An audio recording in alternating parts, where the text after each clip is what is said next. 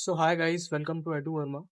Today in this video we will discuss Geography class 11th NCERT, chapter 3rd, Interior of the Earth.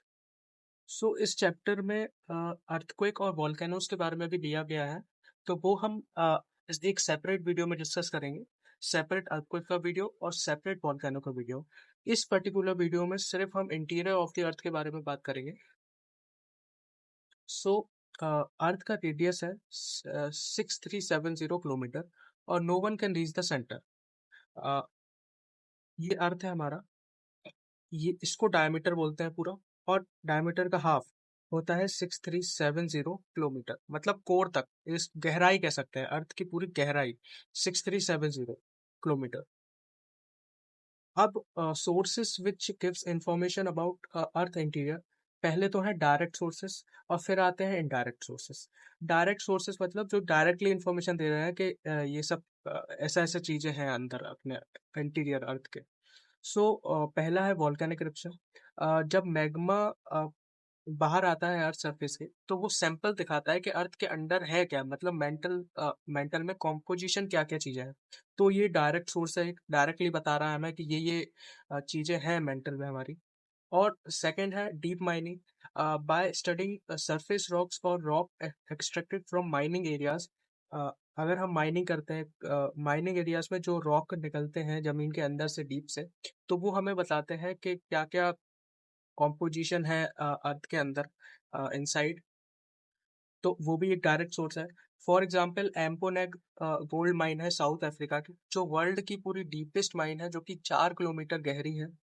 और 4 kilometre के बाद उसमें इतना ज़्यादा हीट है कि उसके आगे जा ही नहीं सकते। थर्ड है ओशन ड्रिलिंग प्रोजेक्ट्स। जो हमारे पूरे वर्ल्ड के साइंटिस्ट हैं वो मेजरली दो प्रोजेक्ट पे काम कर रहे हैं, जैसे कि डीप ओशन ड्रिलिंग प्रोजेक्ट और इंटीग्रेटेड ओशन ड्रिलिंग प्रोजेक्ट। अब ड्रिलिंग प्रोजेक्ट में मैंने जैसे आपको ऊपर बताया कि वही सैंपल वगैरह, रॉक सैंपल से हम पता करते हैं कि क्या क्या है इंटीरियर लेवल। अब for example Kola super deep borehole है एक रशिया में, नियर बैरेंट सी इन आर्टिक ओशन, जो कि वर्ल्ड डीपेस्ट ओशन ड्रिल है, जो कि 12 किलोमीटर डीप। ठीक है, अब बात करते हैं इनडायरेक्ट सोर्सेस के। During mining density of material ज़्यादा होती है, विथ डीप बढ़ती जाती है। मतलब जितना ज़्यादा डीप जाते जाओगे, डेंसिटी ऑफ द मटेरियल बढ़ती जाएगी, और इसी तरह टेम्परेचर बढ़ेगा और प्रेशर भी बढ़ेगा जितना डीप जाते रहेंगे। अब ड्यू टू दिस साइंटिस्ट जो है एस्टिमेट करते हैं वैल्यू ऑफ टेम्परेचर, प्रेशर और material density at various depth.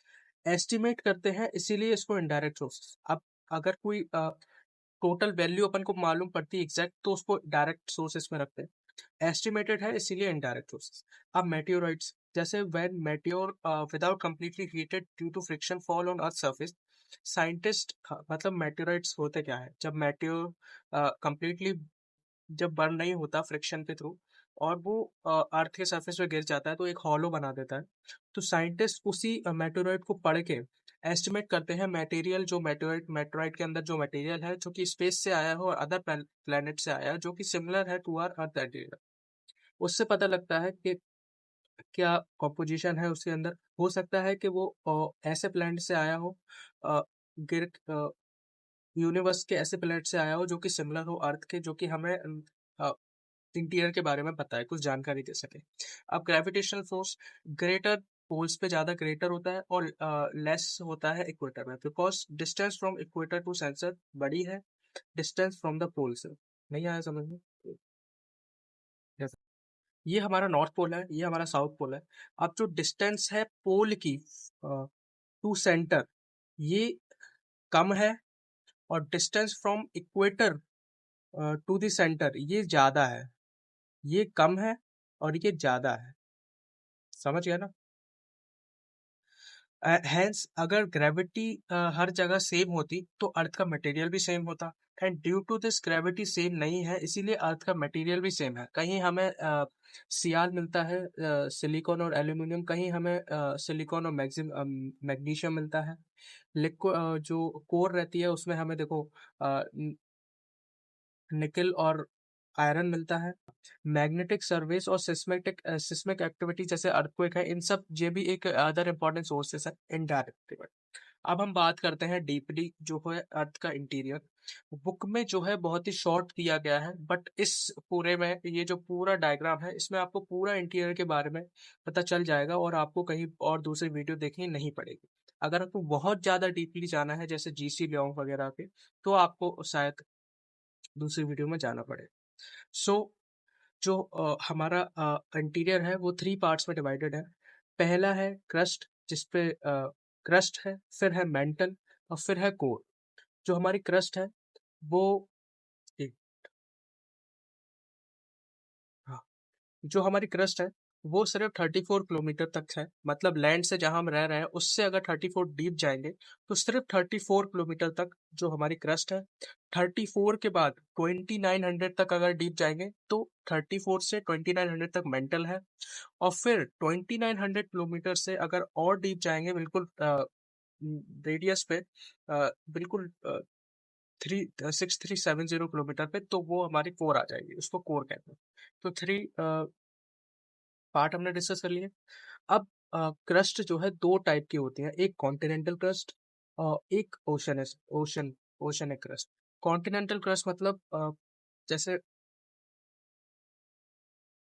जैसे ये लैंड है और इस पे हम रह रहे हैं, ठीक है। अब हमारे सामने ओशन है, अब ओशन की गहराई तो नीचे होगी ना बहुत। तो ये तो हो गया हमारा कॉन्टिनेंटल क्रस्ट। इसको कॉन्टिनेंट, और जो यहाँ इतनी गहराई जब हम बिल्कुल डीप पहुंच जाएंगे ओशन के, तो उसको कहेंगे ओशियनिक क्रस्ट। समझ गए ना। जो कॉन्टिनेंटल क्रस्ट होती है वो लैंड से जहां हम रह रहे हैं उसके 30 किलोमीटर तक रहती है, और जो ओशनिक क्रस्ट रहती है वो बिल्कुल नीचे से 5 किलोमीटर तक रहती है। और एक और इम्पोर्टेंट थिंग, जो माउंटेन रीजन्स रहते हैं जैसे हिमालय वगैरह पे, उनकी जो कॉन्टिनेंटल क्रस्ट होती है वो 30 किलोमीटर नहीं रहती, क्योंकि जमीन के अंदर भी माउंटेन्स रहते हैं। तो इसलिए वहां पे वेरीज करती है ये 70 किलोमीटर तक। फिर उसके बाद अब ओशनिक क्रस्ट में हमको सीमा मिलता है सिलिकॉन एंड मैग्नीशियम। और कॉन्टिनेंटल क्रस्ट में हमें अ, मिलता है सिलिकॉन एंड एल्यूमिनियम। जो कॉन्टिनेंटल क्रस्ट होती है वो ओशनिक क्रस्ट से काफी थिकर होती है, मतलब बड़ी होती है। और कॉन्टिनेंटल जो क्रस्ट होती है वो थिकर होती है माउंटेन एरियाज में, पहले ही बताया मैंने आपको। अब बात करते हैं मेंटल के बारे में।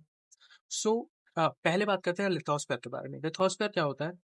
Crust plus upper mantle. Lithosphere की अगर हम बात करें तो वो जहां हम रह रहे हैं, जिस लैंड पे हम रह रहे हैं वहां से लेके 100 किलोमीटर तक, कई कई बुक में 200 किलोमीटर भी लिखा जाता है, तो 100 और 200 ही हम रेफर करेंगे। सो मतलब क्रस्ट से लेके 100 या 200 किलोमीटर तक लिथोस्फीयर, मतलब crust plus upper mental.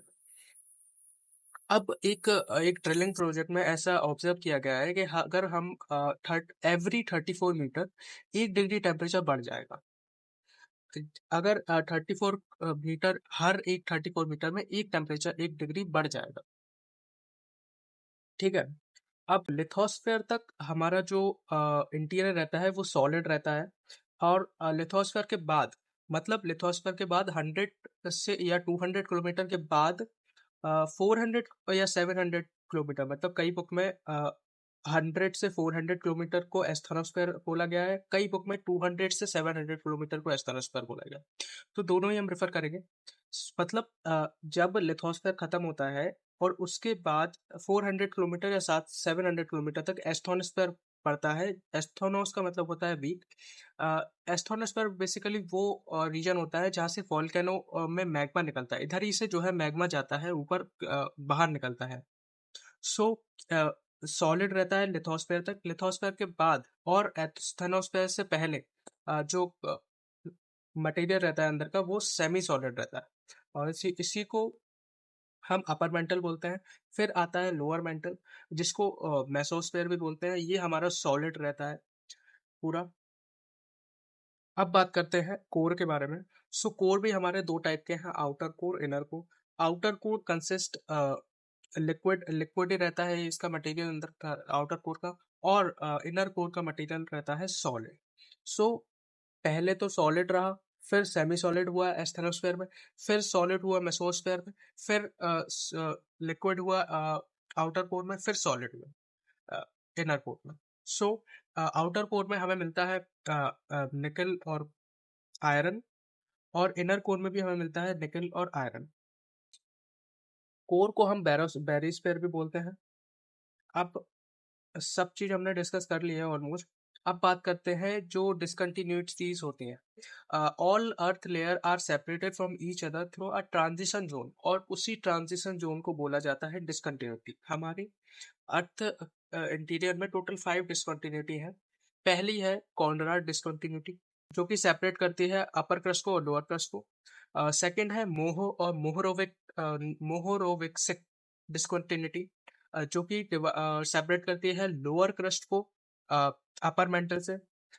Third है रेपिटी डिसकंटिन्यूटी, जो कि सेपरेट करती है अपर मेंटल को लोअर मेंटल से। फोर्थ है हमारी गुटेनबर्ग डिसकंटिन्यूटी, जो कि लोअर मेंटल और आउटर कोर को सेपरेट करती है।